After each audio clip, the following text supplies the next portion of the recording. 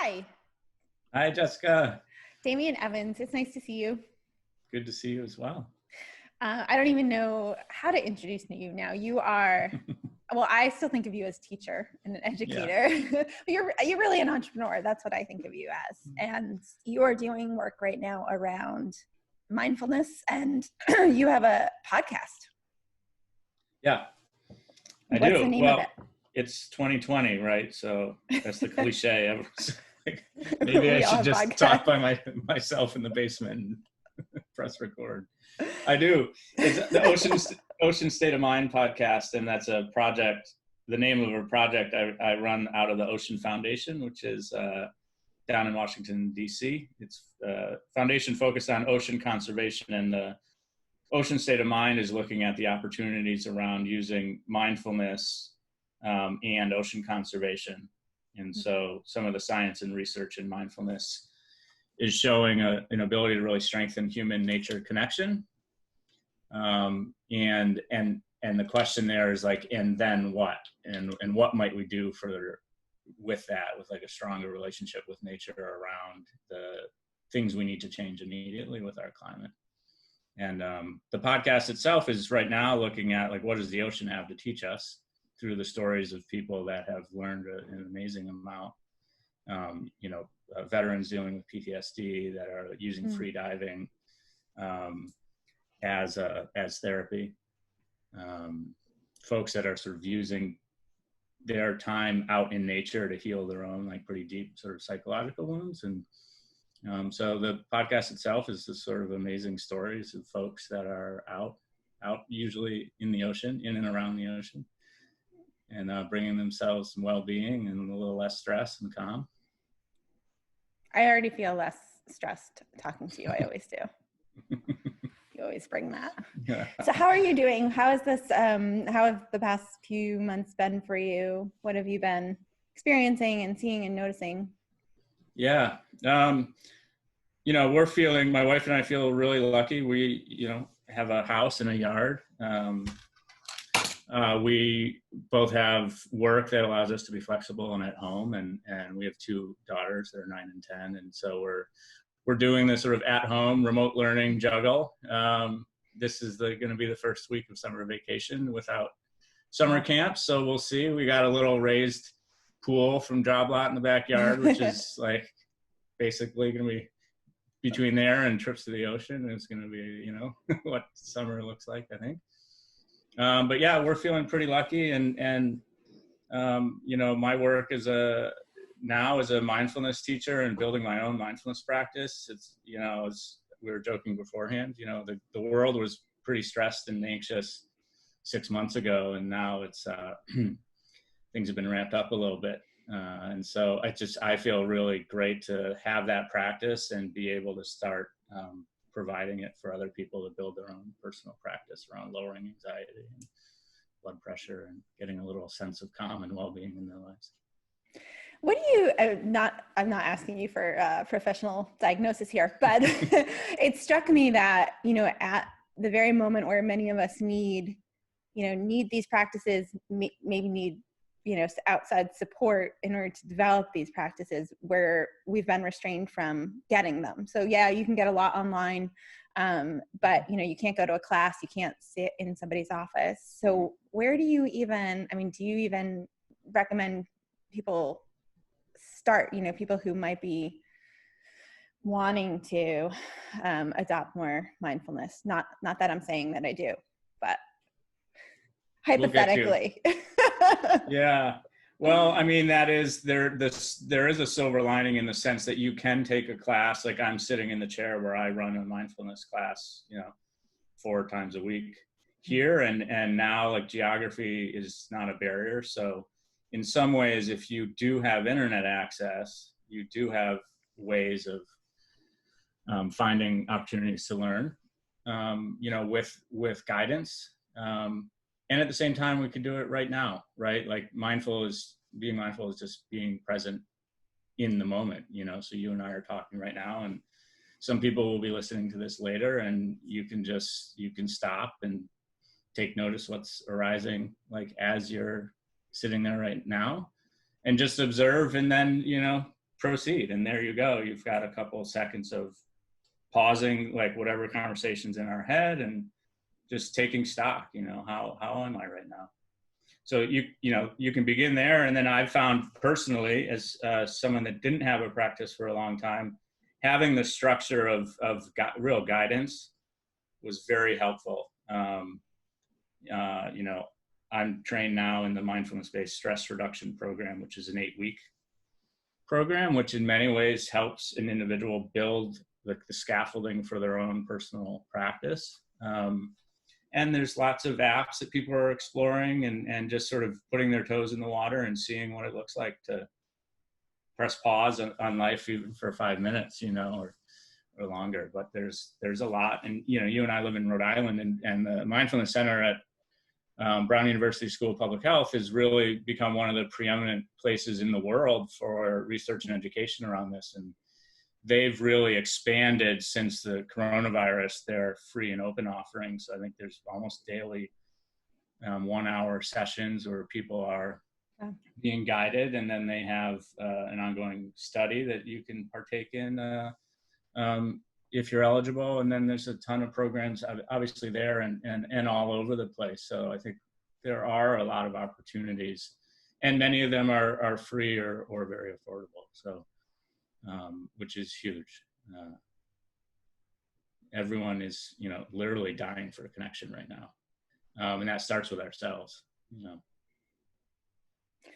I'm curious how you put, I knew you way back when you were at PASA, and, you were like a tech guy. So that's how I thought of you, and so how did the nature, you've always struck me as someone who is very aware and, self-aware and sort of present and showing up and working on yourself. Where did the nature piece come in, and what made you make this shift in your career? It's pretty brave. Yeah, perhaps. And you should really check with my wife, Steph, on being a tech guy or, someone that's always showing up. She definitely runs the IT in our house, that's for sure. All right, it's just your reputation. The two things I think happened in concert. One was in developing my own mindfulness practice, really building an awareness of like what I wanted my life to look like. And my work largely has been in the education space for the last 20 years. And a piece of my life that I'm deeply passionate about has been the ocean for forever. But it's always kind of felt like this thing that's on the side, and I'm sort of squeezing things in, and it's never really fit. And I feel really lucky, but a couple of years ago, I just started trying to get really intentional about how might I bridge these worlds. And it wasn't super clear for a while, but I do believe that in all of the experiences I had, both teaching in lots of different schools, helping develop like after school systems, running a tech company that's the digital credentials, and how do I verify like what I can, what someone can really do in the world, were wonderful, I think, in the sense of I was really lucky to be in amazing educational institutions that were super personalized. They're really focused on the human, the child, the student that's sitting in the, that's inside of a school or inside of some sort of learning program. But as I'd started developing my own mindfulness practice, I quickly was a little embarrassed at my own just sort of awareness of so often in our schools and our workplaces, like we ignore the human, and we don't spend a lot of time on the social emotional. And so often it's that quote of like, education is not filling a pail, it's lighting a fire. So that journey basically has led me to start thinking about how do we help an individual, a human, take stock of who they are, like what they're feeling, and bring some sort of control back to their lives. And nature has a huge part in that, and so I think a big part of our disconnects in society is we've also pulled away from our relationship with the natural world.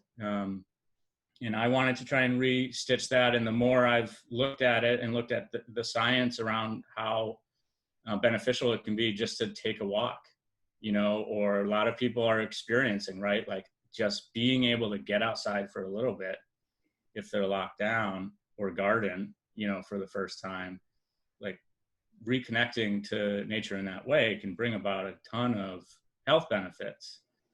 And so, for me right now, the part of the question is, how do you create access for more people and more communities to be out in nature and like strengthen that relationship that is baked inside of us, right? Like we've come from, we came from the oceans, we came from a lot of places, and a lot of those things are still with us, but we've forgotten them. Like the mammalian dive reflex, for instance.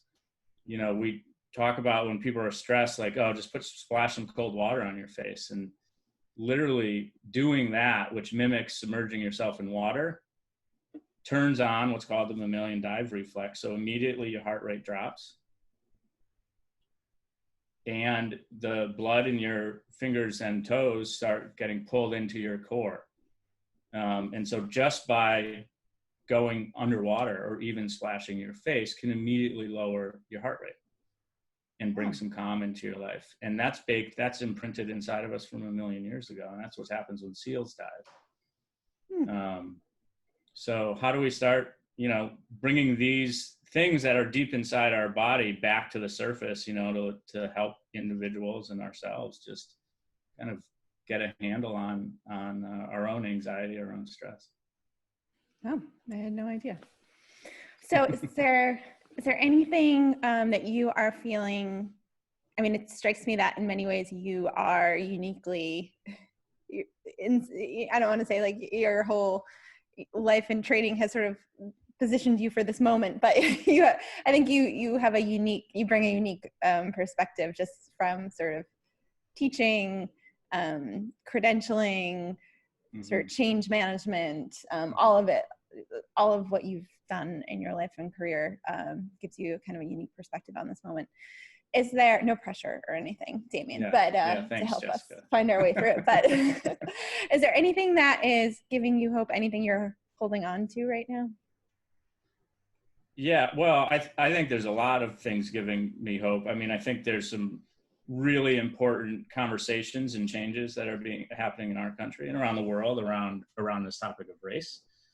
And, we have to get those relational things right if we're going to truly be able to sort of walk forward as a species. Like coronavirus, I think, has sort of put everyone on notice. There's been pretty amazing internet memes. And one of my favorites is basically nature just told us to go to our room and think about what we've done, but with climate change, the UN estimates we may have 1 billion people that are displaced from their homes because of environmental change in 30 years. So like figuring out how to connect to our neighbors and our community and people that are across lines of difference, whether that's zip code or economics or race or anything else, is going to be huge. And secondly, I have a lot of our optimism around the environmental space. We've got to shift the way we live if we're going to survive on planet Earth, or as folks in the ocean conservation say, planet ocean, because the ocean covers 3/4 of it. We've got to take care of, Mother Earth. And holy cow, if people reawaken to the calming effects of getting outside, particularly when that's been taken away for people that are sheltering in place, and then just getting out and hearing the, birds chirp or leaves rustle or getting down to a pond or a lake is I think really reinforcing the importance of our relationship with nature. And so can that shift, the way humanity moves forward? Hopefully. We would have never imagined, the amount of reduction in pollution that's happened in the last 4 or 5 months, just because the whole world had to change their behavior. And that is the sort of big lift that we're all going to need to do if we're going to survive. So there's some optimism amidst the stress and sort of unknowns of today. Yeah. So I have one more question for you. And again, not to put any pressure on you, but it strikes me, because I share a lot of what you just said. And I also have this fear that we are going to, in the rush to get back to something that feels more comfortable and I don't want to say normal because I don't think that's what it is, but to shed sort of this discomfort, we're just going to sort of forget all of these things that we have really learned to appreciate over the past few months. And it's sort of like you go to a conference and you hear all these things and you think you're going to change, and then you come back and you just get into your day-to-day work. So what does it take, from somebody who is sort of steeped himself in being intentional and being present? What does it take to maintain, change behaviors and feelings? That's probably a big question, huh? Yeah, it is a big question. It's a good question. I think there's billions of us that are not in rush to go back to any sort of normal because we didn't have a normal. We had horrific, in many ways. And my bet and my sense is that if we go back to our own intuition, and if we learn to listen to our own wisdom that's inside of each of us right now, like that's the path forward.